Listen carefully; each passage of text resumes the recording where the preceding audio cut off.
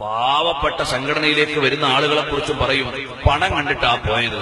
യഥാർത്ഥത്തിൽ നമ്മുടെ പ്രസ്ഥാനങ്ങളും സ്ഥാപനങ്ങളും ഒക്കെ നടക്കാൻ എത്ര കഷ്ടപ്പെടുന്നു അത് നടത്തുന്നവർക്കല്ലേ അറിയൂ.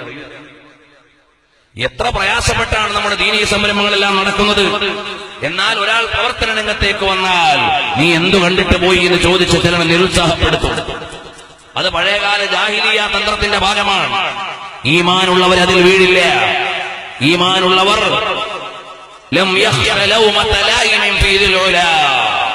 അള്ളാഹുവിന്റെ പ്രീതിക്ക് വേണ്ടി പ്രവർത്തിക്കുന്നവർക്ക് ആരോപണം പ്രശ്നമല്ല, ആക്ഷേപം പ്രശ്നമല്ല. പറയുന്നവരുടെ പറയും. നമ്മൾ നമ്മുടെ റബ്ബിനോടുള്ള സമീപനത്തിൽ കൃത്യതയുള്ളവരായിരിക്കണം. അള്ളാഹുവോടുള്ള നമ്മുടെ ഇടപാട് കൃത്യമാകണം.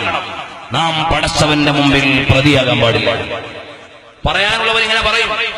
എന്തെല്ലാം ആരോപണങ്ങളാണ് സത്യപ്രസ്ഥാനത്തിനു നേരെ, പണ്ഡിതന്മാർക്കു നേരെ, മുന്നണി പോരാളികൾക്ക് നേരെ, സംഘടനാ നായകർക്കു നേരെ, സാരഥികൾക്ക് നേരെ എക്കാലത്തുണ്ടാവും.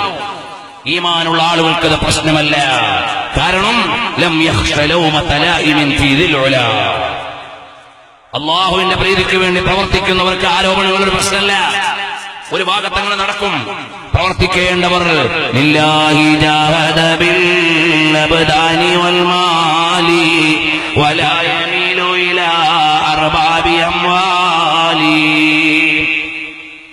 മഹാനായ മുഹമ്മദ് ശർലി എന്ന മഹാനായ പണ്ഡിതൻ പതി അബ്ദുൽ ഖാദിർ ഉസ്താദ് അവരുടെ അനുസ്മരണ കാവ്യം എഴുതിയപ്പോ വഹല്ലി മൗത്തിൻ സറാ ഫി ജിസ്മി മിഫ്ലാലി മുലഖബിൻ ബിഫദീലിൽ ഹുസ്നി അഹ്വാലി എന്നിങ്ങനെ എഴുതി വന്നിട്ട് മഹാനവറുകളെ പറയാണ്, ലില്ലാഹി ജാഹദ ബിൽ അബ്ദാനി വൽ മാലി വലാ യമീലു ഇലാ അർബാബി അംവാലി.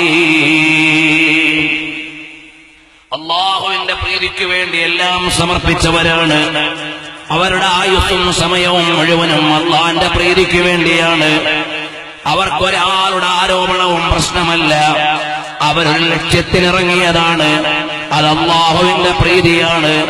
അതുകൊണ്ട് എന്റെ ദീനീ പ്രവർത്തകരോട് പറയാനുള്ളത്, ആരോപണങ്ങൾ ഉണ്ടാകാം, പക്ഷേ ഒരു കാര്യം ആലോചിക്കണം. എല്ലാ രഹസ്യങ്ങളും അറിയുന്ന ജല്ല ജലാലുഹു അവന്റെ മുമ്പിൽ പ്രതിയാകരുത്. നമ്മുടെ സ്വകാര്യം സത്യസന്ധമാകണം. അള്ളാഹുവിന്റെ പ്രീതിയിലായിരിക്കണം.